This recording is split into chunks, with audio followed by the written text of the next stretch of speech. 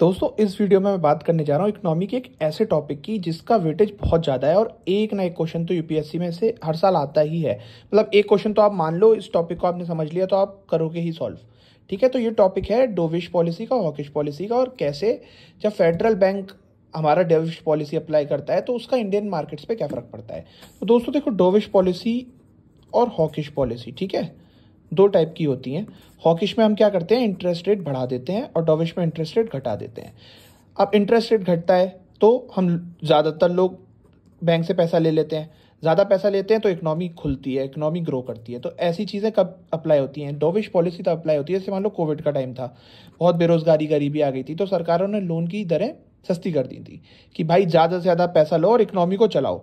ठीक है, पर हॉकिश पॉलिसी में क्या होता है, भाई सरकार पे मान लो खुद ही ज़्यादा पैसा नहीं है, ठीक है, तो वो कैसे सस्ता लोन सबको दे देगी। तो उस और दूसरी चीज़, अगर मार्केट में बहुत ज़्यादा महंगाई हो गई है तो उसे कंट्रोल करने के लिए ये इंटरेस्ट रेट बढ़ा देते हैं। ठीक है, बेसिक सा कंसेप्ट है।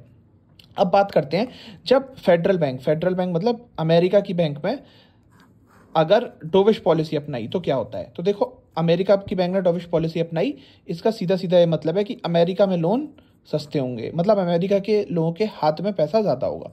अब उनके हाथ में पैसा ज़्यादा होगा तो देखो यहाँ तीन कंडीशन बनेंगी। सबसे पहले तो इंडिया में ज़्यादा एफआईआई आएगा, फॉरेन इंस्टीट्यूशनल इन्वेस्टमेंट आएगा। ठीक है, क्योंकि लोगों के पास ज़्यादा पैसा है, वो लोग ज़्यादा यहाँ पे इंडिया में इन्वेस्ट करेंगे। दूसरा, इंडिया में हम जो बाहर से इम्पोर्ट मंगाते हैं वो चीपर हो जाएगा, और एक्सपोर्ट जो हम बाहर करते हैं वो क्या कहते हैं, महंगा हो जाएगा। रीज़न देखो, जब भी हमारा जैसे मान लो $1 की वैल्यू है 80 रुपये, अगर डॉलर की वैल्यू अप्रिशिएट करती है, मतलब सॉरी, अगर रुपी की वैल्यू अप्रिशिएट करती है तो इसका मतलब हो गया रुपी हो जाएगा 60 रुपये का, मतलब रुपी मजबूत हुआ है।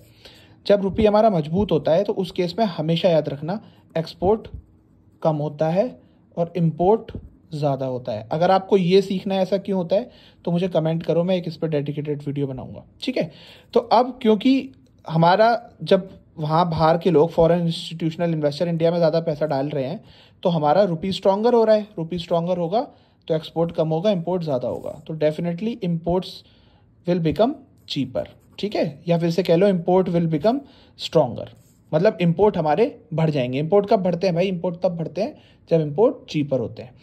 तीसरा होगा, जो इंडिया के अंदर लोग हैं जिन्होंने एक्स्ट्रा कमर्शियल बोरोइंग कर रखी है, सपोज करो मैंने यूएस के किसी बैंक से अमेरिकन एक्सप्रेस से बहुत पैसा ले रखा है, ठीक है, तो अब इस केस में मैं कौन हूँ, मैं वो हूँ जिसने उधार ले रखा है। तो जब मेरे देश की वैल्यू पैसे की बढ़ जाएगी तो डेफिनेटली जो पैसा मुझे लौटाना है वो पैसा कहीं ना कहीं कम हो जाएगा। अब मैं इसे समझाता हूँ कैसे। सपोज करो मैंने $100 का लोन ले रखा था, ठीक है, तो पहले मेरे को $100 के लिए 800 रुपये देने थे यूएस को, पर अब $100 की वैल्यू हो गई 600 रुपये, तो मेरे को तो 200 रुपये कम देने पड़ रहे हैं ना। तो इसमें बोरोअर के मज़े आ जाते हैं। तो इंडिया में जो बोरोअर हैं जिन्होंने एक्स्ट्रा कमर्शियल बोरिंग कर रखी है उसका बेनिफिट हो जाता है। तो ये 3 पॉइंट याद रखना। डेफिनेटली डोविश हॉकिश पॉलिसी या इस तरह की चीज़ यूपीएससी हर साल पूछ रहा है, इस साल भी पूछ सकता है। और आपको इसमें रिलेटेड कोई भी कन्फ्यूज़न हो, डाउट हो, या आप कोई चीज़ और ज़्यादा सीखना चाह रहे हो तो मुझे कमेंट करके ज़रूर बताना। Thank you.